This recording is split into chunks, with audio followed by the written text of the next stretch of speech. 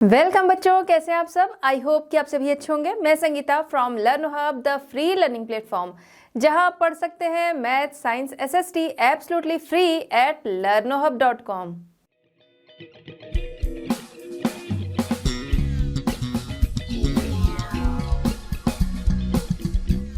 बच्चों, आज हम डिस्कस करेंगे आईसीएसई क्लास 8। टॉपिक हमारा है expansion of British power in India.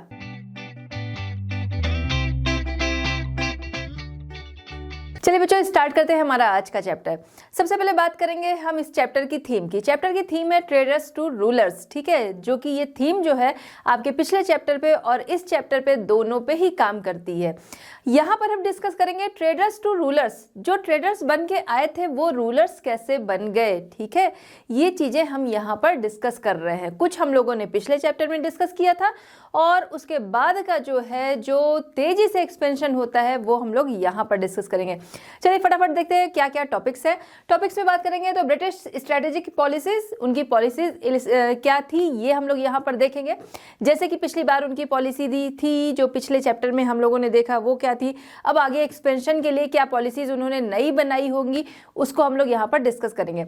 Next आता है सब्सिडरी अलायंस, ठीक है, सहायक गठबंधन एक तरीके से, कि उन्होंने क्या किया था, सब्सिडरी अलायंस किस तरीके से बनाया था, उनकी क्या शर्तें थी, ये सारी चीजें हम यहाँ पर देखेंगे। नेक्स्ट आता है subjugation of the Marathas. Marathas जो कि बहुत बड़ी पावर थे, बहुत ही पावरफुल थे, उनका सब्जुगेशन किस तरीके से किया जाता है ये हम लोग यहाँ पर देखेंगे। नेक्स्ट है मिलिट्री कॉन्क्वेस्ट। मिलिट्री कॉन्क्वेस्ट किस तरीके का इनका था इसके बारे में हम लोग यहाँ पर जानेंगे। उसके बाद हम आते हैं डलहौजीज पॉलिसी ऑफ एक्सपेंशन। डलहौजी की एक्सपेंशन पॉलिसी के बारे में जानेंगे। क्या बहुत ज़्यादा मार काट के बाद ये एक्सपेंशन हुआ था या फिर कुछ और पॉलिसी थी, ये चीज़ें जानेंगे। नेक्स्ट है इंडिया इन 1856। वहाँ पर हम लोगों ने इंडिया की कंडीशन देखी थी, या वहाँ पर मीन्स पिछले चैप्टर में rise of British power in Bengal, वहाँ पर हम लोग बंगाल के बारे में केवल देख रहे थे। यहाँ पर हम पूरे इंडिया का हाल देखेंगे, ठीक है। तो वहाँ पर क्या था, हम लोगों ने देखा था 1772 तक की पोजिशन इनकी, और यहाँ पर इंडिया को हम देखेंगे 1856 तक में क्या पोजिशन थी, जो ब्रिटिश ने कितना यहाँ पर कॉन्क्वेस्ट कर लिया था, ये सारा कुछ हम लोग यहाँ पर डिस्कस करेंगे। और फटाफट स्टार्ट करते हैं, बहुत ही इंपॉर्टेंट और इंटरेस्टिंग चैप्टर है। चलिए स्टार्ट करते हैं हमारा आज का चैप्टर। सबसे पहले हम बात करेंगे ब्रिटिश स्ट्रेटेजिक पॉलिसीज, ठीक है। ब्रिटिश स्ट्रेटेजिक पॉलिसीज क्या थी वो हम लोग यहाँ पर जानेंगे, ठीक है। तो जो कंपनी 1600 में आई थी यहाँ पर ट्रेड के लिए, हम देखते हैं 1773 तक वो एक बड़ी पावर के रूप में सामने आती। यहाँ के जो भी पावरफुल लोग थे, ठीक है, उनमें एक ये ब्रिटिश ईस्ट इंडिया कंपनी भी थी। तो यहाँ से यहाँ तक का सफ़र इन्होंने किस तरीके से तय किया वो हम लोगों ने पिछले चैप्टर में देख लिया। अब उससे आगे की चीज़ हम जानेंगे। अब आगे इनकी सोच ये थी कि उस समय से ही था कि अपना एक्सपेंशन जो है वो बढ़ाना है, ठीक है, अपने साम्राज्य को यहाँ पर बढ़ाना है। इसके लिए ज़रूरी नहीं है कि हमेशा युद्ध ही किया जाए। देखिए हमेशा हम लोगों ने देखा है कि जो भी किंग हो या कोई भी हो तो क्या करते थे, अपना एम्पायर बढ़ाने के लिए युद्ध किया करते थे, ठीक है। अब जो ब्रिटिश थे उन्होंने एक चीज़ यहाँ पर समझी कि ज़रूरी नहीं है कि अपनी जो पावर है वो बढ़ानी है तो युद्ध ही किए जाए। इसके अलावा भी कुछ रास्ते निकाले जा सकते हैं जिससे कि युद्ध ना करना पड़े, ठीक है। क्योंकि अगर युद्ध करना पड़ता है तो अच्छा खासा नुकसान होता है, ठीक है। उसमें कितने लोगों की जान भी जाती है जो कि उनकी अपनी ही सेना से जा सकते थे, उनकी अपनी आर्मी से जा सकते थे, ठीक है, उनके सोल्जर्स। इसके अलावा कितना ज़्यादा रिसोर्सेज का नुकसान होता है, ठीक है, अच्छी खासी वेल्थ उसमें चली जाती है। ये लोग बाहर से यहाँ आए थे इसलिए भी इनके रिसोर्सेज जो थे एक तरीके से लिमिटेड थे, है ना। तो इसलिए उन्होंने सोचा कुछ ऐसी नीतियां लाई जाए, कुछ ऐसी पॉलिसीज लाई जाए जिससे कि हमारा एक्सपेंशन भी हो जाए और युद्ध भी ना करना पड़े, ठीक है। तो इस तरीके की पॉलिसीज इन्होंने लाई। अब इसमें ऐसा नहीं था कि उन्होंने अगर ये पॉलिसीज लाई थी तो आगे उन्हें युद्ध नहीं करना पड़ा। युद्ध उन्हें करना पड़ा जहां पर उन्हें ज़रूरी हुआ, जहां शांति से काम नहीं हुआ, जो इनके साथ नहीं आया उनके साथ इन्हें युद्ध करना पड़ा। बाकी जहाँ आसानी से काम निकल सका वहाँ उन्हें युद्ध नहीं करना पड़ा, ठीक है।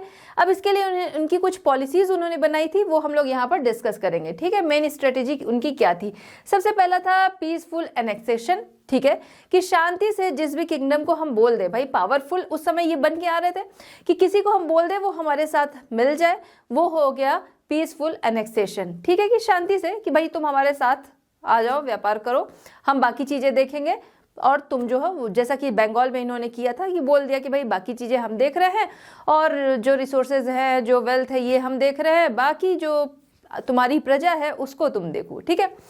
मिलिट्री कॉन्क्वेस्ट, मिलिट्री के बल पे किस तरीके से, ठीक है, ये चीज हो गया। इसमें भी 2 तरीके की चीजें थी, आगे हम उसको डिटेल में जानेंगे।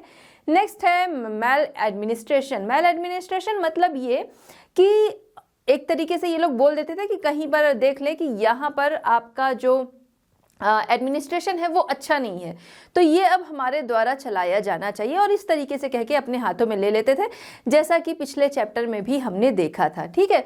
तो मतलब ये 3 तरीके की स्ट्रेटजी उनकी थी कि जो अपने से शांति से आ जाए, दूसरा जहां मिलिट्री यूज करनी पड़ रही है, तीसरा कि उनको उनके एडमिनिस्ट्रेशन की बुराइयां दिखाकर वो चीजें हम अपने हाथ में ले लें और इस तरीके से अपना एक्सपेंशन कर सके, इस तरीके से अपनी पावर बढ़ा सकें, ठीक है। तो ये इनकी पॉलिसीज थी। अब इस पॉलिसीज पे कैसे इन्होंने आगे काम किया वो हम आगे डिस्कस करते हैं। चलिए देखते हैं नेक्स्ट टॉपिक, सब्सिडरी अलायंस, ठीक है। बहुत ही इंपॉर्टेंट टॉपिक है, एकदम ध्यान से सुनिएगा कि इस तरीके से भी इन्होंने बहुत सारा पोर्शन जो था वो अपने कंट्रोल में ले लिया।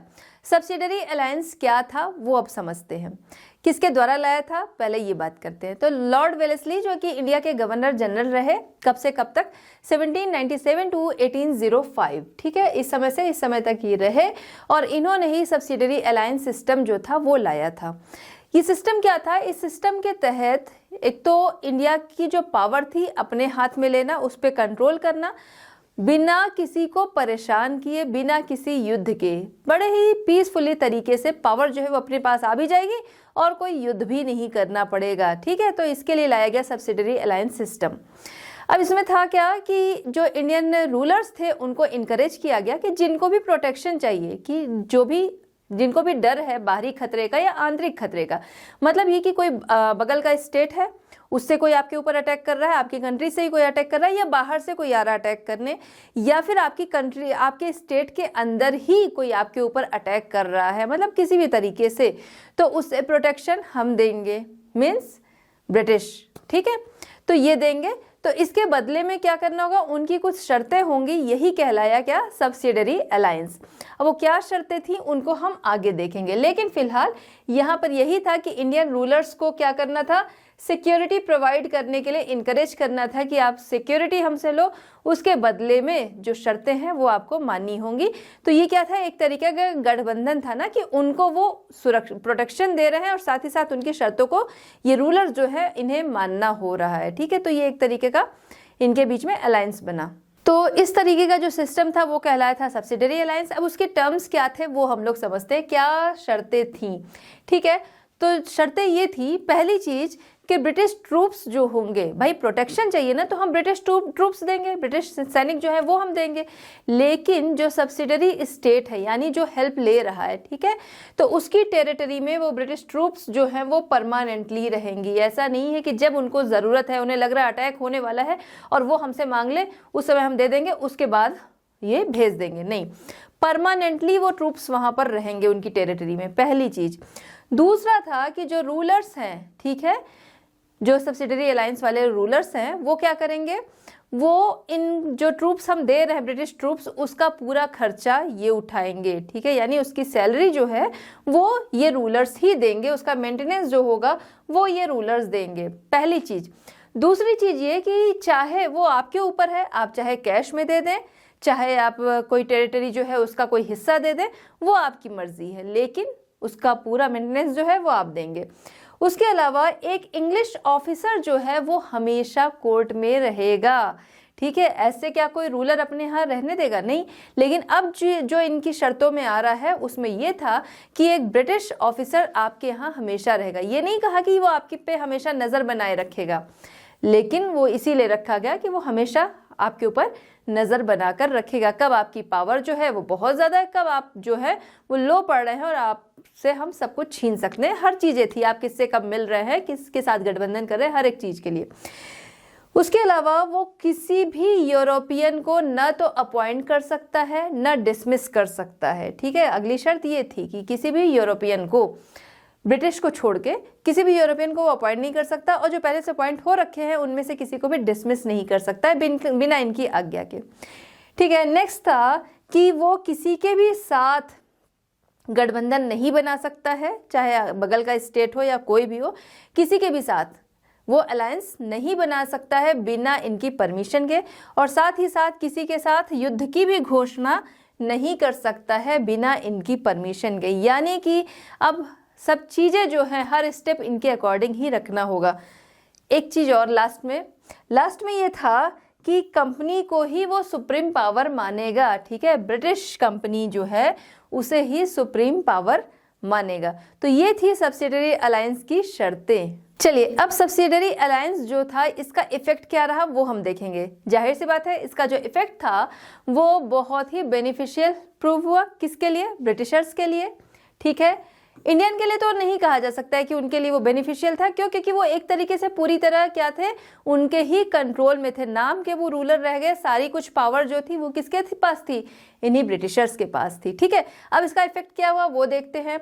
सबसे पहली चीज कि उन्होंने क्या किया कि उनके प्रोटेक्शन के लिए एक लार्ज आर्मी रख दी। ठीक है, अब जो अपने खर्चे पर वो नहीं चीज़ें करना चाहते थे, नहीं कर सकते थे, वो रिसोर्सेज अब उनके पास इकट्ठा होते जा रहे थे इंडियन रूलर्स के खर्चे पर। यानी कि बड़ी ब्रिटिश आर्मी जो थी वो अब रेडी हो रही थी इंडियन रूलर्स के खर्चे पे। ठीक है, पहली चीज़ expense of the Indian ruler, तो ये रेडी हो रही थी। दूसरी चीज़ ये कि अभी हम लोगों ने बात की थी कि उनको जो पेमेंट की जाएगी, उनका जो मेंटेनेंस होगा, ठीक है, आर्मी का जो मेंटेनेंस होगा वो उसके लिए कैश भी दे सकते हैं। ठीक है, उसके अलावा कोई भी टेरिटरीज जो हैं वो भी दे सकते हैं, उसका कोई एरिया दे सकते हैं।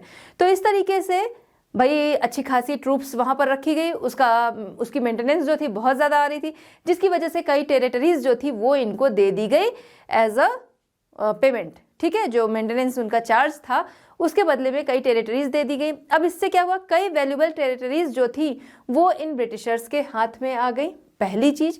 दूसरी चीज, भाई उन टेरिटरीज के जो रिसोर्सेज हैं वो भी इनके हाथ में आ गए, और इस तरीके से जो ब्रिटिशर्स थे इनके रिसोर्सेज, इनकी पावर जो थी वो बढ़ती जा रही थी। ठीक है, ये क्लियर।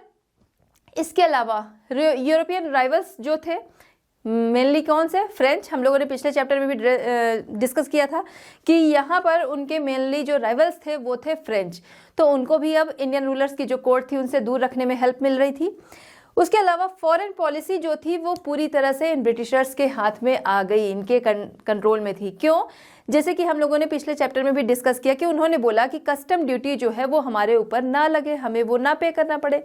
ठीक है, जब अपने कंट्रोल में चीज़ें ले लिया तो अपने अकॉर्डिंग चीज़ें करवा रहे थे। इसी तरह से यहाँ पर भी सब्सिडियरी अलायंस जो मान लेता था तो फॉरेन पॉलिसी वहाँ की क्या हो गई, इनके कंट्रोल में आ गई। तो सब्सिडियरी अलायंस क्या था ये हम लोगों ने जाना। अब उसके इफेक्ट क्या थे ये हम लोगों ने जाने। अब हम देखते हैं कि जो इंडियन रूलर्स थे, ठीक है, उनके लिए इसके डिसएडवांटेज क्या थे। ठीक है, सब्सिडियरी अलायंस के डिसएडवांटेज क्या थे इंडियन रूलर्स के लिए, आपको भी समझ में आ रहा होगा क्या था। सबसे पहली चीज कि उन्होंने अपनी इंडिपेंडेंस खो दी। अब वो किससे मिलेंगे, किससे बात करेंगे, किसको कोर्ट में रखेंगे, किसको क्या देना है, ये सारी चीजें जो हैं वो डिसाइड करने वाले ब्रिटिशर्स बैठे थे। ठीक है, तो यहाँ पर सबसे बड़ी चीज कि उन्होंने, जो सबसे बड़ी चीज होती है इंडिपेंडेंस, वो उन्होंने अपनी खो दी। ठीक है, अब वो क्या बन के रह गए, पूरी तरह से इनके पपेट बन गए। अब ये बोलेंगे भैया इससे मिलो तो उसी से मिलेंगे, बोलेंगे इससे मत मिलो, नहीं मिलेंगे। कुछ तुम्हें इसके ऊपर अटैक करना था, हो सकता है तुम अपना एम्पायर बढ़ाना चाहते हो, या तुम्हारी उससे दुश्मनी है, तुम उससे अटैक करना चाहते हो। अब तुम अटैक नहीं कर सकते हो बिना उनकी परमिशन के, तो क्या बन गए, तुम पूरी तरह से पपेट बन गए। ठीक है, उसके अलावा उनके बहुत सारे रिसोर्सेज जो थे वो उनके हाथों से चले गए। हम लोगों ने अभी बात की टेरिटरीज देनी पड़ी, टेरिटरीज के साथ ही साथ जो उनके रिसोर्सेज थे वो भी उनके हाथों से चले गए, और अच्छी खासी वेल्थ भी जाती रही। ठीक है, तो इस तरीके से क्या हुआ कि जो ये राज्य थे जो पहले अमीर हुआ करते थे, अब वो गरीबी की तरफ बढ़ने लगे। ठीक है, वो अब गरीबी की तरफ बढ़ने लगे, और इस तरीके से उनका एडमिनिस्ट्रेशन भी जो था वो भी कोलैप्स होता गया। जाहिर सी बात है कि अब उनके ऊपर अपनी जिम्मेदारी उन्हें नहीं समझ में आ रही है, और दूसरे के अकॉर्डिंग ही उनके सारे खर्चे वगैरह चल रहे हैं, हर एक चीज़ है, तो उनका एडमिनिस्ट्रेशन इस तरीके से कोलैप्स हो गया। अब एडमिनिस्ट्रेशन जो है वो उनका डिसइंटीग्रेट हो रहा है, कोलैप्स हो रहा है। तो हम लोगों ने भी पहले बात की थी कि एक शर्त उन्होंने ये भी रखी थी माल एडमिनिस्ट्रेशन वाली, है ना, कि अगर एडमिनिस्ट्रेशन अच्छा नहीं है तो इसी बहाने से उस पावर को वो अपने हाथ में ले लिया करते थे कि भाई एडमिनिस्ट्रेशन अच्छा नहीं है, उसके लिए हमें दे दो, हम एडमिनिस्ट्रेशन को अच्छा करेंगे। और उसके बाद कब उनके हाथ से वो चीज़ें चली जाती थी पता भी नहीं चलता था। ठीक है, तो ये हो गया। अब इसके अलावा ये हम लोगों ने बात कर ही ली। इसके अलावा इंडियन रूलर्स जो थे, ठीक है, उनको प्रोटेक्शन मिलने लगी। इंटरनल और एक्सटर्नल दोनों तरह के रेबेल जो होते थे, ठीक है, समय समय पर विद्रोह हो सकते थे, उससे उन्हें प्रोटेक्शन मिलने लगी। अब इससे हुआ क्या, इस प्रोटेक्शन के मिलने की वजह से वो इरिस्पॉन्सिबल हो गए। ठीक है, जैसे अगर कोई राजा जो होता है, कोई रूलर होता है, उसकी जिम्मेदारी होती है अपनी प्रजा का ध्यान रखना। ठीक है, कभी फेमाइन है, ड्रॉट है, कुछ भी चीज़ें हैं तो उस पर ध्यान रखे। ठीक है, और किसको क्या ज़रूरतें हैं, अपने यहाँ अच्छे अच्छे काम कराने। ठीक है, जैसे कि हम अभी देखते हैं कि भाई जिसको हम लोगों ने पीएम चुन रखा है वो क्या करेगा, पीएम सीएम जो भी चुन रखा है वो हमारी हर एक चीज़ की हमारी हर एक ज़रूरतों का ध्यान रखेगा। भाई रोड जो है वो होनी चाहिए, इलेक्ट्रिसिटी जो बेसिक है वो तो सबसे पहले होनी चाहिए। ठीक है, तो वो उसका ध्यान रखता है। तो ऐसे ही रिस्पॉन्सिबल जो किंग होते थे वो भी होते थे। अब क्या है, अब उनकी रिस्पॉन्सिबिलिटी जो है वो ख़त्म होने लगी, क्योंकि उन्हें समझ में आने लगा कि अब रेबल जो है वो नहीं होंगे, क्योंकि हमें प्रोटेक्शन देने वाला बैठा है। पहली चीज़। दूसरी चीज़ ये कि उसके अलावा वो ऑपरेसिव होने लगे, मतलब वो कि अगर वो दमन कर भी रहे हैं किसी का, ठीक है, किसी को टॉलरेट भी कर रहे हैं किसी तरीके से, मतलब परेशान भी कर रहे हैं किसी तरीके से, तो उनको किसी का डर नहीं है। ठीक है, कि कोई आके रेबल करेगा, उनके खिलाफ आवाज़ उठाएगा। ठीक, तो इस तरीके से वो हम देख रहे हैं कि उनकी क्या कंडीशन हो रही थी, वो गरीब भी होते जा रहे थे, उनका एडमिनिस्ट्रेशन भी खराब होता जा रहा था, उसके अलावा इरिस्पॉन्सिबल भी होते जा रहे थे, अपनी प्रजा का दमन भी कर रहे थे, हर एक चीज़ें थी। ठीक है, और यही सब्सिडरी अलायंस जो है हम लोग अभी देखेंगे, पहले भी हम लोगों ने डिस्कस किया कि जो मराठास थे बहुत ही पावरफुल, उस समय की जो पावर थी उनमें मराठास जो थे बहुत पावरफुल थे, लेकिन ये सब्सिडरी अलायंस जो था इसी की वजह से वो भी इनके कंट्रोल में आ जाते हैं, या फिर कह सकते हैं कि वो भी इन ब्रिटिशर्स के सब्सिगेट बन जाते हैं, उनका ये दमन करने लगते हैं। अब देखते हैं हमारा next topic, subjugation of the Marathas. Marathas जो इतनी बड़ी पावर थे उनका दमन किस तरीके से हुआ वो हम लोग यहाँ पर डिस्कस करेंगे। हमने देखा पिछले भी चैप्टर में कि मराठास जो थे इतने पावरफुल थे, और अगर देखा जाए तो जो इंडिया का सेंट्रल पार्ट था वहाँ पर और वेस्ट पार्ट देखे तो ज़्यादा से ज़्यादा इन्हीं के कब्जे में था। जैसे कि महाराष्ट्र की बात कर ले हम लोग, चाहे मध्य प्रदेश देख ले, चाहे राजस्थान का कुछ पोर्शन देख ले, इन सभी जगहों पर ये मराठास ही उस समय पावरफुल थे। और उसके अलावा इनकी शक्ति जो थी वो ऐसी थी, मतलब ये इतने ज़्यादा पावरफुल थे कि कोई भी इनसे फाइट करने की सोचता भी नहीं था। ठीक है, तो ऐसा क्या रहा कि जो ब्रिटिशर्स थे उन्होंने इन पे कब्जा कर लिया, वो हम लोग समझेंगे।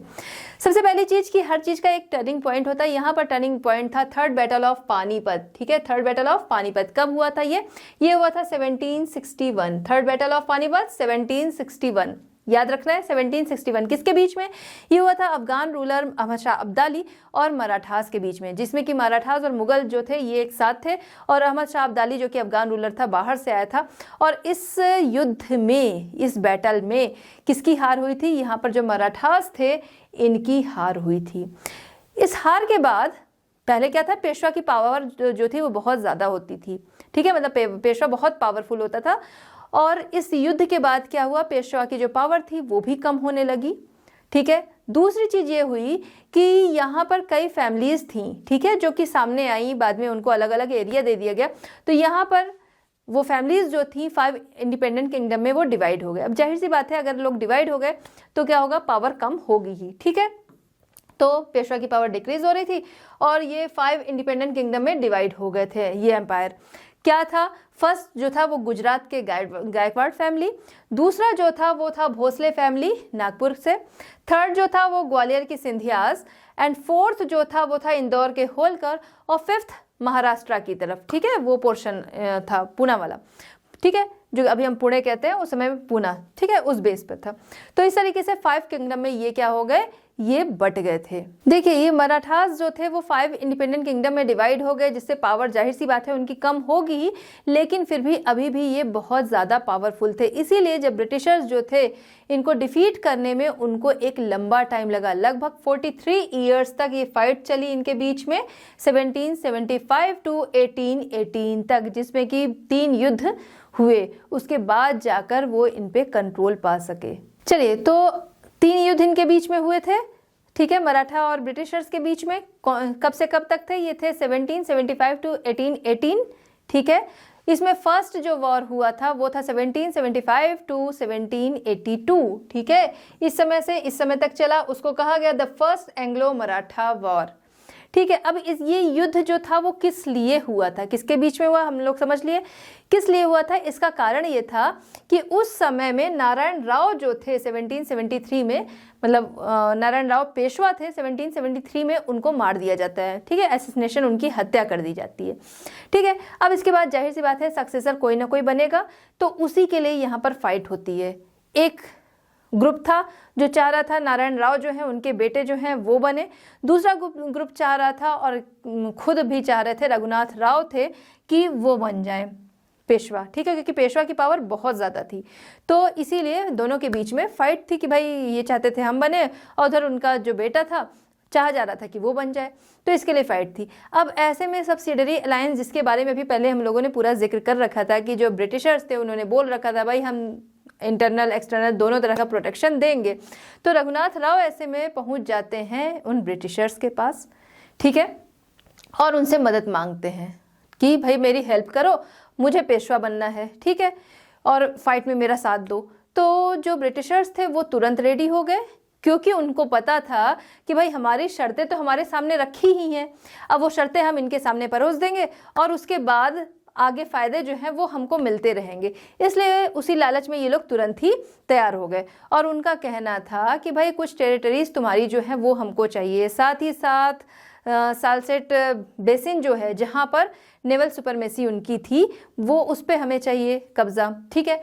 उसके अलावा जो आपका पॉलिटिकल अफेयर्स है उसमें भी हमें कुछ इन्फ्लुएंस जो है वो चाहिए, जिसके लिए ये जो रघुनाथ राव थे ये रेडी हो जाते हैं, और इसीलिए ब्रिटिशर्स फिर इनकी तरफ से फाइट करने के लिए, इनके प्रोटेक्शन के लिए वो रेडी हो जाते हैं। चलिए अब कारण के बाद हम देखते हैं घटना क्या हुई, इवेंट उसको देखेंगे। तो नाना फडणवीस एक बड़ा ही स्ट्रांग नाम है ये, ठीक है, बड़े ही स्ट्रांग पावरफुल पर्सन थे ये। तो नाना फडणवीस जो थे वो उनके कह सकते हैं उनकी लीडरशिप थी, उनके साथ ही जो मराठा चीफ्स थे वो भी सभी आ गए, और साथ ही साथ ये कह सकते हैं गार्जियन भी और सपोर्टर भी थे नारायण राव के बेटे के। तो एक तरफ रघुनाथ राव और साथ में ब्रिटिश आर्मी थी, और दूसरी तरफ नाना फडणवीस और उनके साथ बाकी के मराठास थे, ठीक है।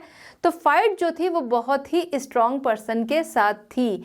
ऐसे में क्या हुआ कि बॉम्बे से सेना भेजी गई थी ब्रिटिशर्स की तरफ से, जो कि हार गई, ठीक है। तो नाना फडणवीस की लीडरशिप में ब्रिटिश आर्मी जो थी वो क्या हुई, हार गई यहाँ पर, ठीक है। अब बात आ गई इनकी प्रेस्टीज पे कि भाई ये बहुत ही पावरफुल बनते थे। दूसरे इन्होंने बोला था कि हम क्या करेंगे, हम लोगों को हम आपको प्रोटेक्शन देंगे। अब यहाँ पर उनकी ही सेना हार गई, तो यहाँ उनकी प्रेस्टीज की बात आ गई। ऐसे में वॉरेन हेस्टिंग्स जो था उसने बंगाल पे पहले ये लोग कब्जा कर रखे थे, तो बंगाल से एक आर्मी जो है वो इन्होंने यहाँ पर भेजी, और ये युद्ध जो था वो लगभग 7 सालों तक खिंच गया। अभी हम लोगों ने बात की थी ना कि ये युद्ध कब से कब तक चला था, 1775 टू 1782, ठीक है, 1775 से 1782 तक ये युद्ध चला था, यानी 7 सालों तक ये युद्ध जो था वो खिंच गया। क्यों? क्योंकि एक तो मराठास जो थे वो बहुत ही पावरफुल थे, दूसरी तरफ मैसूर का दूसरा युद्ध भी शुरू हो गया था। मैसूर जहाँ पर हैदर अली, ठीक है, हम लोगों ने बात की थी, बहुत ही पावरफुल थे। एक तरफ पावरफुल हैदर अली, दूसरी तरफ ये मराठास। ऐसे में जो टाइम था ब्रिटिशर्स के लिए बहुत ही क्रूशियल था, और इसकी वजह से युद्ध जो था वो लंबा खिंच गया, ठीक है। तो यहाँ पर 2 स्ट्रॉन्ग पावर के साथ इनकी फाइट हो रही थी। आगे क्या होता है आगे देखते हैं। तो इसका रिजल्ट क्या रहा वो हम समझते हैं। ये युद्ध जो था वो बहुत ही लंबा खिंच गया। इसको समाप्त किया गया एक ट्रीटी के द्वारा, सालबाई ट्रीटी, ठीक है, ट्रीटी ऑफ सालबाई जो थी वो की गई। इसके तहत जो ब्रिटिशर्स थे उन्होंने माना कि पेशवा ठीक है, जो नारायण राव के बेटे थे माधवराव द्वितीय, ठीक है, उन्हीं को बना दिया जाए। तो माधवराव द्वितीय जो थे उनको पेशवा बना दिया गया। दूसरा उन्होंने बोला, जो रघुनाथ राव ने बोला था कि सालसेट बेसिन जो है वो उनको मिल जाएगा, ठीक है, जो कि उनका इम्पॉर्टेंट नेवल बेस था, तो वो मिल जाएगा। तो इन भाई अब यहाँ तो जीत हुई नहीं, तो इसलिए उन्होंने बोला कि सालसेट पे आपका जो अधिकार था वो बना रहेगा, ठीक है। ब्रिटिशर्स ने बोला कि आपका अधिकार उस पर बना रहेगा। दूसरा उसके अलावा क्या किया उन्होंने, रघुनाथ राव के लिए पेंशन जो थी वो फिक्स कर दी गई। ये क्या था, एक ट्रीटी हो रही थी ना कि भाई कोई जीता नहीं कोई हारा नहीं, युद्ध लंबा खींच रहा था, जिसके लिए यहाँ पर ट्रीटी हुई, संधि हुई एक। तो यहाँ पर पेशवा जो था वो इनको बना दिया गया और इनके लिए एक पेंशन जो थी वो फिक्स कर दी गई कि एनुअल पेंशन जो है वो इनको मिलेगी, ठीक। अब ये जो ब्रिटिशर्स थे इनके लिए फर्स्ट मराठा वॉर जो था वो कह सकते हैं बहुत कुछ नहीं लेके आया, ठीक है। और जगह क्या था, बहुत चीज़ें जो थी वो ये मांग लेते थे, बट यहाँ पर इसमें ये कामयाब हुए नहीं इनके साथ, इस वजह से बहुत कुछ इनको यहाँ पर बहुत प्रॉफिट जो था वो नहीं मिला। लेकिन 20 साल तक के लिए शांति मिली, ठीक है। किस तरीके की शांति की, यहाँ भाई ट्रीटी हो गई, अब इस तरीके से चीज़ें जो हैं वो रहेगी। और 20 साल तक की शांति जो ब्रिटिशर्स को मिली उसका उन्होंने यूज़ किया। किस में यूज़ किया कि इनके अगेंस्ट हम अपनी पावर बढ़ाएंगे। दूसरा, मैसूर जो है उस पर कब्जा करने के लिए। तीसरा, बंगाल में अपनी पावर को स्ट्रॉन्ग करने के लिए, ठीक है। तो आगे मतलब ये कि आगे मराठास के साथ 20 सालों तक इनके कोई युद्ध जो थे वो नहीं हुए, ठीक है। शांति से वो टाइम बीता, उस टाइम को उन्होंने यूटिलाइज किया अपनी पावर को बढ़ाने के लिए। The second Anglo Maratha war कब से कब तक, 1803 टू 1805, ठीक है। इस समय से इस समय तक सेकेंड एंग्लो मराठा वॉर हुआ। किसके किसके बीच में, समझ गए आप लोग, अभी हम लोग बोल ही रहे हैं सेकेंड एंग्लो मराठा वॉर, ठीक है। तो ये हुआ, इसके कारण क्या थे वो हम लोग समझेंगे। तो माधवराव द्वितीय को पेशवा बनाया गया था, यहाँ तक आपको याद है। तो माधवराव द्वितीय को पेशवा बनाया गया था, फिर उनकी डेथ हो जाती है 1796 में, ठीक है। 1796 में माधवराव द्वितीय की डेथ हो जाती है। उसके बाद उनका जो बेटा होता है जिसका नाम था बाजीराव टू, उसको बनाया जाता है पेशवा, ठीक है। क्लियर है यहाँ तक। जो ज़्यादातर यही होता है कि भाई जो बेटा है वही बनता है। तो यहाँ पर उनका सक्सेसर जो था वो ये था, इसको बनाया गया। लेकिन ये एक वीक रूलर था, ठीक है, बहुत स्ट्रांग नहीं था, वीक था। अब ऐसे में हुआ क्या कि अच्छा, एक तरफ इनकी डेथ हुई, उसके बाद जो रूलर बना, जो पेशवा बना, वो बहुत ही स्ट्रांग नहीं था। तीसरी चीज इसमें ये हुई कि नाना फडणवीस जो कि मराठास के स्ट्रांग पिलर माने जाते थे, उनकी भी डेथ हो गई। अब उनकी डेथ हो गई तो उसके बाद जो इनके आपस में सरदार वगैरह थे, जो चीफ थे, उनमें आपस में फाइट होने लगी, ठीक है। किसका इन्फ्लुएंस ज़्यादा है, यही सब चीज़ों को लेकर फाइट होने लगी। दूसरा, इनका जो रूलर था वो भी स्ट्रांग नहीं था। तो ये फाइट जो थी वो बढ़ती गई और इन्होंने अपनी पावर जो थी वो क्या की, खत्म कर दी सिर्फ आपस में लड़ने में। उसका फायदा किसने उठाया, ब्रिटिशर्स ने उठाया, जो कि पहले से ही ताक में थे, ठीक है। तो इसका फायदा इन्होंने उठाया ब्रिटिशर्स ने। कैसे, अभी समझते हैं। तो बाजीराव जो थे, पेशवा बाजीराव यहाँ पर जिनकी हम लोग बात कर रहे थे, तो ये इनके साथ में सिंधिया थे। सिंधिया इनके सपोर्टर थे। अभी हम लोगों ने बात की थी कि 5 किंगडम में ये लोग डिवाइड हो गए थे, ठीक है। तो सिंधिया जो थे वो इनके सपोर्टर थे। आपस में युद्ध होता है, अभी हम लोगों ने बात की कि आपस में जो ये लोग थे तो युद्ध हो रहा था, ठीक है, फाइट कर रहे थे, जिनमें होलकर्स जो थे उन्होंने बाजीराव को हरा दिया, ठीक है। कब, 1802 में, ठीक। होलकर्स जो थे उन्होंने बाजीराव द्वितीय को हरा दिया।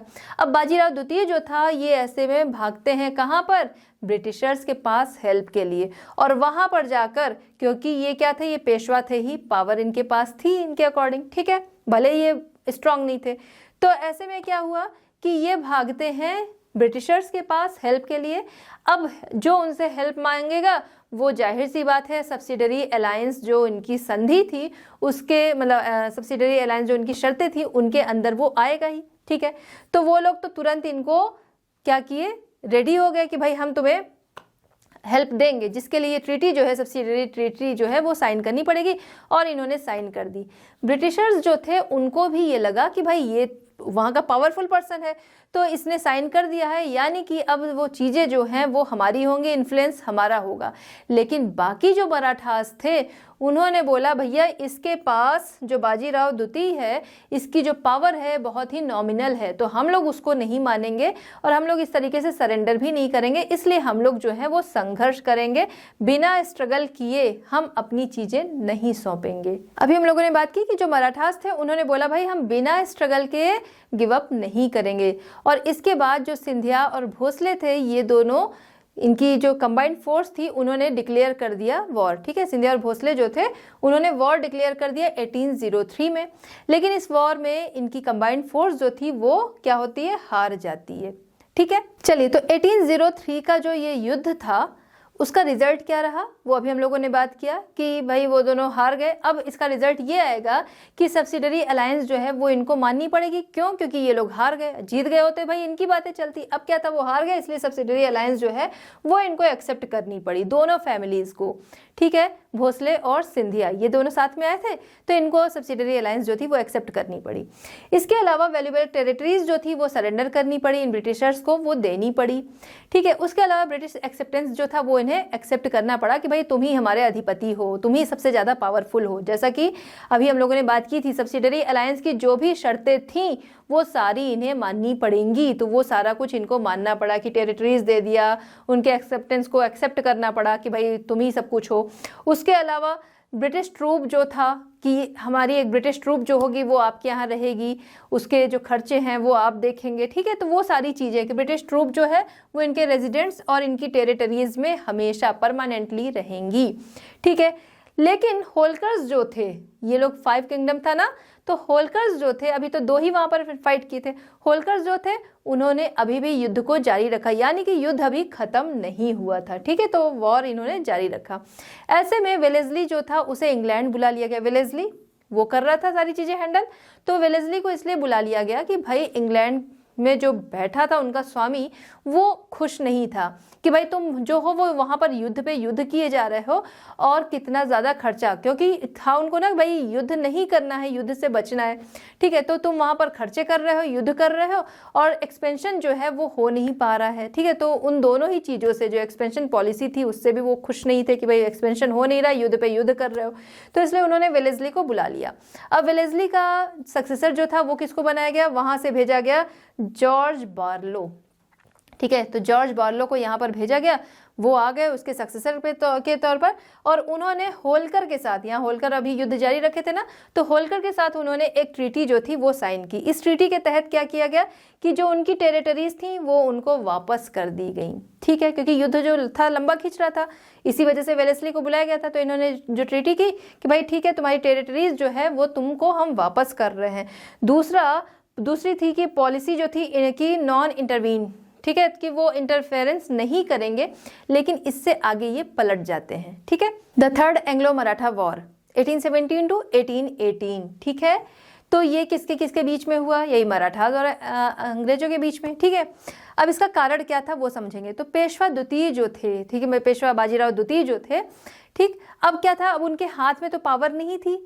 ठीक है, उसके अलावा जो ब्रिटिशर्स थे उनका कंट्रोल पूरा था, मतलब बहुत ही रिजिड कंट्रोल था, जिससे कि बिल्कुल उनको चिढ़ होने लगी कि भाई हम जो है कहाँ तो पेशवा बन के और कौन सी चीज, मतलब पेशवा का जो पोस्ट था उसे एंजॉय करते। ठीक है, उसके प्रिविलेजेस एंजॉय करते। अब क्या था, पूरी तरह से जो ब्रिटिशर्स है उनकी मर्जी पे उन्हें रहना पड़ रहा था कि भाई तुम दोस्त भी बनाओगे तो हमारी मर्जी से ही बनाओगे, हमारा आदमी हर समय तुम्हारे ऊपर नजर रखेगा, हमारी आर्मी तुम्हारे यहाँ रहेगी। तो मतलब इन सारी चीज़ों से ना उनको चिढ़ होने लगी, जिसकी वजह से क्या था, उसके अलावा जो पेशवा की पोस्ट के जो भी कह सकते हैं, जो भी दावेदारी होती वो सारी कुछ उन्हें छोड़नी पड़ी थी, अपनी टेरिटरीज जो थी वो छोड़नी पड़ी थी। ज़रूर कहा गया था कि हम लोग पॉलिटिक्स इंटरवीन नहीं करेंगे, बट फिर भी इसके उलट वो लोग सारी चीज़ें कर रहे थे, जिसकी वजह से बहुत ज़्यादा नाराज़ होते हैं। और फिर इनको लगता है कि वो कहते हैं ना कि एक कोशिश तो बनती है, तो बस वही चीज़ फिर इनको लगता है कि अपनी फ्रीडम जो है वो दोबारा से पाने के लिए, ठीक है, रिगेन करने के लिए एक एफर्ट तो बनता है। और उनका यही एफर्ट जो था वो आगे युद्ध का रूप लेता है। ठीक है, थर्ड एंग्लो मराठा वॉर का रूप। ठीक है, अभी हम देख रहे हैं क्या कि ये जो पिंक से आपको शो हो रहा है ये सब क्या था, मराठास के अंडर में था पोर्शन। ठीक है, अभी आगे हम चलते जाएंगे और देखेंगे कि ब्रिटिशर्स जो थे उन्होंने किस तरीके से कितने जल्दी सारी टेरिटरीज जो थी वो अपने हाथों में ले ली। चलिए देखते हैं इवेंट्स, क्या क्या घटनाएं हुई। तो अब क्या था, ये बहुत परेशान थे और जैसा कि अभी हम लोगों ने बोला कि उन्होंने बोला कि एक एफर्ट तो बनता है। अब इसमें क्या किया गया कि जो होलकर और भोसले थे उनकी हेल्प लेके, ठीक है, उनके सपोर्ट से यहाँ पर एक नई आर्मी जो थी वो बनाई गई। ब्रिटिशर्स वाली आर्मी नहीं जो वहाँ पर रखी थी, ठीक है। तो इन्होंने अपनी एक आर्मी बनाई और वो आर्मी बनाकर इन्होंने ब्रिटिश रेजिडेंसी थी कहाँ पर, पुणे में जो अभी हम पुणे कहते हैं वो वहाँ पर, ठीक है। तो पूना में पूना के पास किरकी था, वहाँ पर इनकी रेजिडेंसी थी जहाँ पर इन्होंने अटैक किया और उसको जला दिया, ठीक है। अब जब उन्होंने ऐसा किया, ऐसा तो नहीं कि ब्रिटिशर्स जो हैं वो शांत बैठेंगे, तो उन्होंने भी पलटवार किया इसकी वजह से। और फिर आगे जो पेशवा थे, होलकर्स थे, भोसले थे, वो निर्णायक रूप से इसमें क्या होते हैं, हार जाते हैं, ठीक है।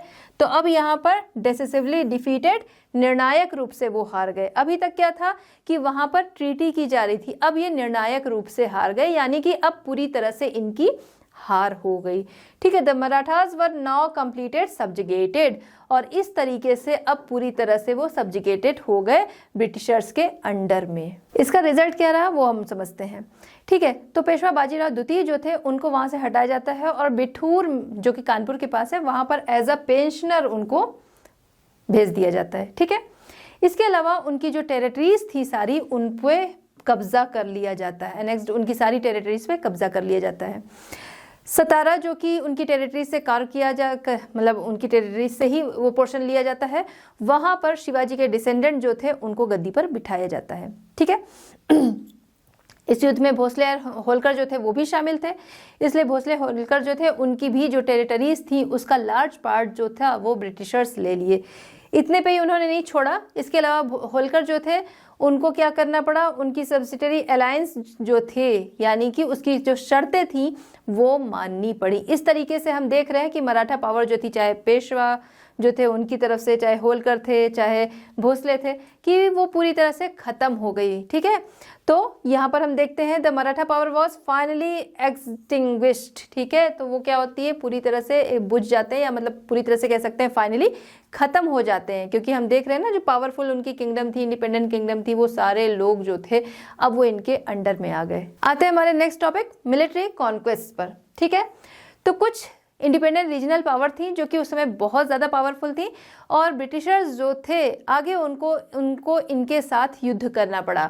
उनकी नीतियाँ थी ना कि कम से कम युद्ध करने पड़े, मतलब युद्ध जो है वो ना करने पड़े, बट ये जो ऐसी पावर थी इनके आगे इनको युद्ध करने पड़े। अब इनमें एक था मैसूर, दूसरे थे सिख्स। मैसूर जिनकी लीडरशिप कौन कर रहे थे, हैदर अली, जो कि बहुत ही स्ट्रॉन्ग थे, और हैदर अली जो थे वो पहले सेनापति थे, बाद में पावर उन्होंने अपने हाथ में ले ली थी। दूसरी तरफ सिख की तरफ से थे रंजीत सिंह, ठीक है। इनकी लीडरशिप में जो सिख रीजन्स थे वो काफ़ी ज़्यादा डेवलप हुए। सब्जुगेशन ऑफ मैसूर, मैसूर को अपने अधीन इन्होंने किस तरीके से किया ये हम लोग समझेंगे। मैसूर जो उस समय हैदर अली के हाथों में था, इसके पहले हैदर अली वहाँ जनरल थे, बाद में इन्होंने सत्ता अपने हाथों में ले ली थी। हैदर अली जो एक ब्रिलियंट जनरल होने के साथ ही साथ एक कुशल प्रशासक थे और एक चालाक कूटनीतिक भी थे, ठीक है। स्टेट डिप्लोमेट थे, चालाक कूटनीतिक, एम्बिशियस थे, करेजियस थे, यानी कि जो क्वालिटीज़ चाहिए होती है एक ब्रिलियंट कह सकते हैं कि एक अच्छे एडमिनिस्ट्रेटर में, अच्छे शासक में, वो सारी क्वालिटीज़ इनके अंदर थी। और इसीलिए इन्होंने क्या किया था, एम्बिशियस थे, ठीक है, करेजियस थे, इसी वजह से इन्होंने अपना जो राज्य था उसे एक्सटेंड भी किया था। ये हो गई कावेरी रिवर, ये हो गई कृष्णा या मैसूर, उसे उन्होंने एक्सटेंड किया था कृष्णा रिवर तक, ठीक है। उसके अलावा जो चीज़ें चली आ रही थी एडमिनिस्ट्रेशन में, ठीक है, उसमें और ज़्यादा सुधार के लिए इन्होंने क्या किया कि मतलब उसमें काफ़ी सारे सुधार किए, जिससे कि एक अपनी पोजीशन जो है वो स्ट्रॉन्ग की जा सके, ठीक है। अपनी पोजीशन को स्ट्रॉन्ग करने के लिए काफ़ी सारे सुधार भी किए। जैसी क्वालिटीज़ हैदर अली में थी, ऐसे इनके बेटे टीपू सुल्तान जो थे वो भी एक ब्रिलियंट जनरल थे, साथ ही साथ कह सकते हैं कि वो भी एक कुशल प्रशासक थे। और जब तक ये दोनों थे यानी कि हैदर अली और टीपू सुल्तान, तब तक ब्रिटिशर्स जो थे अपनी सुपरमेसी जो इंडिया में कायम करना चाहते थे, वो इनको अपने रास्ते का बहुत बड़ा रोड़ा या फिर कह सकते हैं बहुत बड़ा खतरा मानते थे, ठीक है। अब इसके बाद होता क्या है कि इसी वजह से इनके बीच में युद्ध होता है, क्योंकि वो अपनी सुपरमेसी चाहते थे और ये लोग पावरफुल थे, ठीक है। इन्होंने हार भी नहीं मानी, जिसकी वजह से इनके बीच में 4 युद्ध होते हैं। वो युद्ध लगभग 32 ईयर्स में 4 वॉर्स होते हैं, जिसमें कि दोनों कुछ पहले हैदर अली के साथ, बाद में टीपू सुल्तान के साथ होते हैं। जो इनके बीच में युद्ध होते हैं उसका टाइम था 1767 से लेकर 1799, ठीक है। तो 32 ईयर्स हुए ना, इतने दौरान में 4 बार युद्ध हुआ। फिर टीपू सुल्तान जो हैं मारे जाते हैं। जब टीपू सुल्तान मारे जाते हैं उसके बाद ही फाइनली जो सब्जुगेशन ये करना चाहते थे, अपने अधीन मैसूर को लेना चाहते थे, तो वो इनके हाथ में आ गया। अच्छा, एक बात और आपको पता है कि जब टीपू सुल्तान को इन्होंने मारा उसके बाद उनकी तलवार भी अपने साथ लेते गए थे। वो तलवार काफ़ी टाइम तक उनके पास थी। अभी 2003 में फिर ऑक्शन में उसको रखा गया था। Annexation of the Sikh kingdom, ठीक है। सिख किंगडम के विलय के बारे में हम लोग यहाँ पर बात करेंगे कि उसका विलय किस तरीके से हुआ, ठीक है। यानी कि सिख किंगडम जो था वो इन ब्रिटिशर्स के अंडर में किस तरीके से आया, ठीक। तो यहाँ पर जो रंजीत सिंह थे उनके लीडरशिप में सिख किंगडम जो था बहुत ही स्ट्रांग था। फिर एक टाइम आता है जब रंजीत सिंह जो थे उनकी डेथ हो गई। उनकी डेथ के बाद सिख किंगडम जो था उसका डिसइंटीग्रेशन होने लगता है। क्यों? क्योंकि उतनी स्ट्रांग लीडरशिप भी नहीं मिलती, दूसरा आपस में ही लोग झगड़ने लगते हैं, कहीं अपने इन्फ्लुएंस को लेके, कहीं सक्सेशन को लेके, किसी भी वजह से लोग झगड़ने लगते हैं। उसी तरह यहाँ भी फाइट होने लगी आपस में ही, और इस अपॉर्चुनिटी का एडवांटेज जो था इन ब्रिटिशर्स ने उठाया और यहाँ पर 2 युद्ध हुए, जिसे कि सिख एंग्लो वॉर के नाम से जाना जाता है, जो कि 1845 टू 1849 तक हुआ। अब इसमें डिसिसिवली डिफीटेड कौन हुए? जो सिख थे वो हुए, यानी कि निर्णायक रूप से, यानी अब कोई संभावना नहीं है, ठीक है। तो निर्णायक रूप से जो सिख थे वो यहाँ पर हार जाते हैं। और उसके बाद जो इंडिया का गवर्नर बना रहता है उस समय में डलहौजी, ठीक है। तो डलहौजी क्या करते हैं? पूरी कंप्लीट कंट्रोल ले लेते हैं किस पर? पंजाब पर, यानी कि पंजाब को अपने कंट्रोल में पूरी तरह से ले लेते हैं। अब जो इंडिया को कॉन्क्वेस्ट करने का इनका सपना था वो पंजाब को कैप्चर करने के साथ ही पूरा हो गया, ठीक है। पूरे पोर्शन पे अब इनका कब्जा आ गया था, ठीक है। अब इसमें 2 तरीके के प्रोविंसेस थे इंडिया में, ठीक है। अब जो इंडिया था उसमें 2 तरीके के प्रोविंसेस थे। पहला प्रोविंसेस इस तरीके का था जहां पर ये डायरेक्टली रूल करते थे, ठीक है, जहां पर सब कुछ इनका था। दूसरा था इनडायरेक्टली गवर्न प्रोविंसेस, ठीक है, जहां पर इनडायरेक्टली गवर्न करते थे, यानी कि किसी को बिठाया है उस जगह पे और रूल जो है वो ये कर रहे हैं, और कहीं पे पूरी पावर जो थी वो इनकी थी, ठीक है। तो इनडायरेक्टली में जैसे अवध जैसे इस जो प्रोविंसेस थे वो थे, ठीक है। आगे इनको भी अपने कब्जे में ले लेंगे, क्योंकि डलहौजी आते हैं, डलहौजी डिसीजन लेते हैं कि जो इनडायरेक्टली गवर्न प्रोविंसेस हैं इनको भी हमें अब डायरेक्टली रूल्ड प्रोविंसेस में बदलना है। चलिए अब हम देखते हैं हमारा next topic, Dalhousie's policy of expansion, ठीक है। डलहौजी की एक्सपेंशन पॉलिसी, ठीक है, क्या थी? अभी हम लोगों ने बात की ना कि डलहौजी ने बोला, उन्होंने डिसीजन लिया कि जो अब इनडायरेक्टली रूल हो रहे हैं उनको भी हमें डायरेक्टली में लाना है, ठीक है। जिसके लिए कुछ नीतियां उन्होंने अपनाई, क्या थी वो देखते हैं। वॉर पंजाब, ठीक है, पंजाब के साथ युद्ध, वो अभी हो चुका, ठीक है। अभी हम लोगों ने देखा doctrine of lapse, doctrine of lapse, इसको अभी हम लोग आगे समझेंगे अच्छे से, बहुत ही इंपॉर्टेंट है। सतारा, झांसी और नागपुर, इस तरीके से इसको इन्होंने कंट्रोल किया था आगे। Annexation of the grounds of the mal administration, जिसमें आता है अवध, कि भाई वहाँ पर एडमिनिस्ट्रेशन जो है वो सही नहीं है, इस तरीके से उस पर अपना कंट्रोल कर लिया जाए, उसे अपने में मिला लिया जाए, ठीक है। तो ये उनकी पॉलिसीज़ थी कि इस तरीके से इनको मिला लेना है। पंजाब, जिसको कि अभी हम लोगों ने देखा कि डलहौजी जो थे उन्होंने 1849 में उसको वॉर वहाँ पर किया और अपना हिस्सा बना लिया। डॉक्ट्रिन ऑफ लैप्स, ठीक है, क्या था ये हम समझेंगे। देखिए जो ब्रिटिशर्स थे, अब क्या था उन्हें कि जब यहाँ के राज्यों को वो हथियाना शुरू कर दिए थे, कई राज्य पूरी तरह से उनके हाथों में आ गए थे और कई ऐसे स्टेट्स थे जहाँ पर इनका अधिकार था बट वो पूरी तरह से अधिकार नहीं था। अब उनकी नीति थी कि पूरी तरह से इन जो स्टेट्स हैं वो हमारे हाथों में आ जाएं, ठीक है, कि वहाँ की जो का एडमिनिस्ट्रेशन और सारा कुछ जो है वो अब हम खुद देखें। इसी के तहत उन्होंने कई सारी पॉलिसीज़ लाई, उन्हीं में से एक पॉलिसी थी डॉक्ट्रिन ऑफ लैप्स, कि यहाँ पर शांति से किसी भी राज्य को जो है वो हथिया लिया जाए, ठीक है। अच्छा, ये लाया किसने था? ये लाया गया था लॉर्ड डलहौजी के द्वारा, ठीक है, कि पीसफुली जो स्टेट्स हैं उन्हें अपने हाथों में ले लिया जाए। इसके तहत उन्होंने, या फिर कह सकते हैं ये लॉ जो था उन्होंने लगाया सतारा, नागपुर, झांसी, इन जगहों पे। अब ये लॉ था क्या, इसको भी समझ लेते हैं।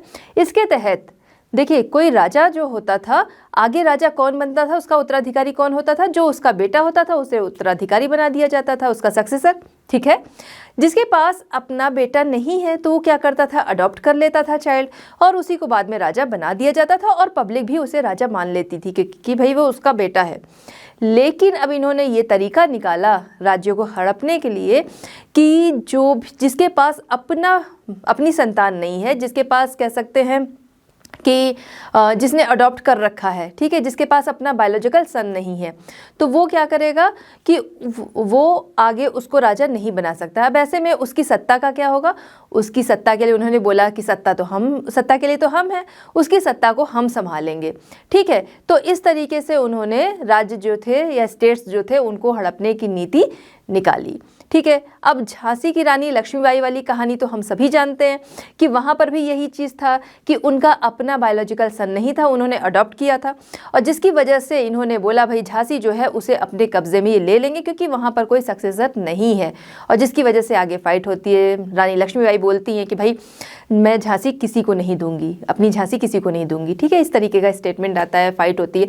तो जो 1857 के रिवॉल्ट थे उनमें एक बड़ा कारण जो था वो डॉक्ट्रिन ऑफ लैप्स भी था, जिसकी वजह से लोगों के अंदर गुस्सा था। ठीक है, तो एक तो इन्होंने ये तरीका निकाला, उसके अलावा जो इनके अंडर में और स्टेट्स थे, जैसे कई जगह पे ये लोग क्या करते थे, उनको हथिया लेते थे कि नाम के लिए राजा होता था, या फिर उस जो राजा होता था उसका स्टेट ले लेते थे और उसको पेंशन देते रहते थे। अब क्या था कि इन्होंने ये तरीका निकाला, जो ये पेंशन चलती थी, ठीक है, ये पेंशन भी बंद हो जाएगी, जिसका अपना उत्तराधिकारी नहीं होगा, अपना बेटा जिसका नहीं होगा बायोलॉजिकल सन, उसको ये पेंशन भी नहीं मिलेगी, उसको उसका टाइटल भी नहीं मिलेगा, उसको सत्ता तो नहीं ही मिलेगी। ठीक है, तो इस तरीके से हर चीज़ जो थी वो था इनको कि पूरी तरह से पावर जो है वो अपने हाथ में आ जाए। इसी के तहत पेशवा बाजीराव द्वितीय जो थे, ठीक है, जिनके बारे में हम लोगों ने पहले भी पढ़ा, उनके लिए भी यहाँ पर ये पॉलिसी लगाई गई। उनका क्या था, उनका दत्तक पुत्र था, जो नाना साहब थे वो उनके गोद लिए हुए बेटे थे, अडॉप्टेड चाइल्ड थे, तो उनके लिए भी ये पॉलिसी लाई गई कि भाई उनको ये पेशवा जो टाइटल है ये भी नहीं मिलेगा, और उसके अलावा जो पेंशन दी जाती है ये भी नहीं मिलेगी, जिसकी वजह से हम देखते हैं 1857 के जो कारण थे उसमें ये कारण था, और नाना साहब जो थे उन्होंने काफ़ी बढ़ चढ़कर इसमें हिस्सा लिया था। ठीक है, तो डॉक्ट्रिन ऑफ लैप्स जो है वो आई होप कि आपको पूरी तरह से समझ में आ गया होगा। अब बात करते हैं मैल एडमिनिस्ट्रेशन। ठीक है, कि ये सारी चीज़ें क्या थी, ये सारी चीज़ें जैसे अभी हमने देखा डॉक्ट्रिन ऑफ लैप्स हुआ, ये सारी चीज़ें क्या थी, जो 1857 का रिवॉल्ट था उसके लिए बहुत ही उत्तरदायी, उसके लिए बहुत ही इंपॉर्टेंट फैक्टर्स थे ये सारे, कि जिनकी वजह से लोगों के अंदर गुस्सा आया और ये रिवॉल्ट हुआ। ठीक है, तो डलहौजी जिन्होंने बोला कि भाई जो ऐसे स्टेट्स हैं जहाँ पर शासन एडमिनिस्ट्रेशन जो है सही तरीके से नहीं हो रहा है, जैसे कि अवध, उस पर हमारा पूरी तरह से कंट्रोल आ जाना चाहिए। अगर आपको याद हो, अवध के लिए पिछले चैप्टर में हम लोगों ने डिस्कस किया था, शुजाउद्दौला को इन्होंने, जो ब्रिटिशर्स थे, इन्होंने वापस किया था अवध। ठीक है, तो वापस तो कर दिया था, बट वहां पर क्या था कि रूल तुम करोगे, रिस्पॉन्सिबिलिटीज तुम्हारी रहेंगी, लेकिन जो वेल्थ है, रेवेन्यू है, रिसोर्सेज हैं, वो सारे हमारे हैं। तो जो रूल कर रहा है वो क्या सही तरीके से रूल कर पाएगा? नहीं कर पाएगा भाई, उसके पास रुपए पैसे भी नहीं रहेंगे, दूसरे रिस्पॉन्सिबिलिटीज भी उसे नहीं समझ में आएंगी इस तरीके से, तो वहां पर सही तरीके से रूल नहीं हो रहा था, और यही उन्होंने बहाना बनाया। इसी चीज को बहाना बनाते हुए अवध को भी उन्होंने अपने कंट्रोल में ले लिया, जिसकी वजह से लोगों के अंदर गुस्सा हुआ, और इसी तरीके के बहुत सारे फैक्टर्स थे जो कि रीजन बने रिवॉल्ट ऑफ 1857। अब बात करते हैं हम एनेक्सेशन ऑफ अवध। अवध का विलय किस तरीके से हुआ? तो आपको याद होगा, अभी पिछले स्लाइड में भी हम लोगों ने बात की, पिछले चैप्टर में भी, कि शुजाउद्दौला और वेलेस्ली के बीच में सब्सिडरी अलायंस जो थी वो साइन की गई थी। सब्सिडरी अलायंस की सारी शर्तें जो अभी हम लोगों ने डिस्कस की थी सॉरी वो सारी शर्तें जो थी वो शुजाउद्दौला के साथ भी थी। ठीक है, तो ऐसे में शुजाउद्दौला जो थे, अब उन्हें पता था कि बाहरी आक्रमण या इंटरनल आक्रमण जो है वो हमारे ऊपर नहीं हो सकता है, जिसकी वजह से जो पब्लिक थी उनकी तरफ से वो अनकंसर्न हो गए, उनका ध्यान देना बंद कर दिए। ठीक है, सिटीजन, क्योंकि उनको एक तो ये भी था कि भाई उनके पास रिसोर्सेज नहीं थे जिससे वो अपनी पब्लिक जो है उसका ध्यान रख सके, दूसरे अब रेबल का भी खतरा उन्हें नहीं था, इस वजह से उनकी तरफ से वो अनकंसर्न हो गए। ठीक है, अब इसी का फायदा ये इन ब्रिटिशर्स ने उठाया, क्योंकि उन्होंने एक ये भी रखा था ना कि जहां पर मैल एडमिनिस्ट्रेशन होगा, जहां पर सही तरीके से एडमिनिस्ट्रेशन नहीं होगा, उसे भी हम अपने हाथ में ले लेंगे। इसके अलावा जो उन्होंने ट्रूप्स दी थी उसका भी बहुत ज़्यादा खर्चा आ रहा था, जिसकी वजह से ट्रेजरी जो थी और उसके अलावा अनवांटेड डिमांडेड जो ब्रिटिशर्स थी उससे ट्रेजरी जो थी वो पूरी तरह से खाली हो गई। और जब इनका एडमिनिस्ट्रेशन जो था वो पूरी तरह से कोलैप्स होने लगा तो इनको एक बहाना मिल गया ब्रिटिशर्स को कि भाई यहाँ पर एडमिनिस्ट्रेशन जो है वो सही तरीके से हो नहीं रहा है, तो नवाब बैठ के करेगा क्या। तो इसलिए एडमिनिस्ट्रेशन जो है वो पूरी तरह से इन्होंने अपने हाथ में लिया और नवाब को हटा दिया। ठीक है, तो मतलब अब क्या था कि पूरी तरह से अपने हाथों में कंट्रोल लेने के लिए ये जैसी भी चालें चल सके वो चले, जैसे डॉक्ट्रिन ऑफ लैप्स उन्होंने चला, मैल एडमिनिस्ट्रेशन यहाँ पर चल रहे हैं कि भाई सही तरीके से प्रशासन नहीं चल रहा है तो चीज़ हमारे हाथ में रहनी चाहिए। और अपने कंट्रोल में इन्होंने पूरी तरह से अवध को ले लिया, पूरी तरह से कब्जा उस पर अपना कर लिया। इसके बाद इन्होंने नए नए चेंजेस जो थे वहाँ के एडमिनिस्ट्रेशन में करने शुरू कर दिए, जिसकी वजह से पब्लिक जो थी भाई उन्होंने बोला भाई पहले जो हमारा नवाब था वही बेटर था, उसका जो शासन था वही अच्छा था, ये नए नए रूल्स जो आ रहे हैं, नए नए चेंजेस हैं वो हमारे लिए बहुत बुरे हैं। और उसकी वजह से लोग जो थे वो इनको डिसलाइक करने लगे। ठीक है, और इसी वजह से 1857 का जो रेबल था, ठीक है, जो कि बहुत ही फेमस है, अभी आप जैसे जैसे पढ़ते जाएंगे तो आपको आगे मिलेगा, तो इसका एक जो मेन सेंटर था उसके रूप में अवध भी था। ठीक है, तो 1856 तक कंपनी ने पूरे इंडिया पर अपना कंट्रोल कर लिया था। अगर हम यहाँ पर देखें भी तो जितना आपको ये ग्रे कलर से दिख रहा है वो पूरा क्या है, कंपनी के अंडर में ही है। ठीक है, और उसके अलावा सबऑर्डिनेट स्टेट्स हैं जहाँ पर नाम मात्र के लिए अगर कोई रूलर रहे हो वो सिर्फ नाम मात्र के लिए उनका शासन था। ठीक है, तो इस तरह से कंपनी की पावर जो थी वो इतनी ज़्यादा बढ़ गई थी, पूरे इंडिया पर उनका कंट्रोल हो गया था, जिसके लिए उत्तरदायी कई फैक्टर्स थे। क्या थे? सबसे पहली चीज़ lack of unity among Indian rulers. ठीक है, इंडियन रूलर्स जो थे उनके बीच में यूनिटी नहीं थी। देखिए, जब पहले टर्किश आए थे, मुगल्स आए थे, उस समय भी हम लोगों ने देखा कि क्यों हम लोग कमज़ोर पड़े, क्योंकि वहाँ पर यूनिटी नहीं थी। इस समय भी हम लोगों ने देखा कि जरूर मुगल शासन कर रहे थे यहाँ पर, या फिर कहीं पर इंडियन रूलर्स भी थे, पर क्या था, लोगों में यूनिटी नहीं थी। तो लैक ऑफ यूनिटी जो थी वो सबसे बड़ा कारण था कि तभी कोई बाहर से आकर आपके यहाँ रूल कर सकता है। Lack of efficient administration in Indian state. ठीक है, तो एफिशिएंट एडमिनिस्ट्रेशन जो था वो इंडियन स्टेट में नहीं था। Company superior military resources, company के सुपीरियर मिलिट्री रिसोर्सेज थे।